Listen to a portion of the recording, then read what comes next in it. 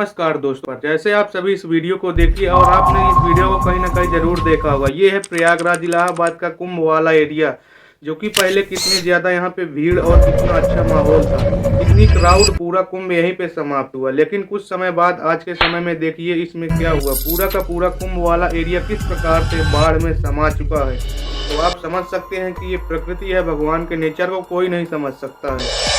पहले क्या था और आज क्या हो गया, देखिए कितना ज्यादा यहाँ पे बदलाव हो गया है। आज यहाँ पे पूरा का पूरा पानी में ही सब समा गया है। लेकिन वहीं पहले की बात की जाए तो पहले यहाँ पे 66 करोड़ श्रद्धालु आए थे, जो कि यहाँ कुंभ वाले एरिया में स्नान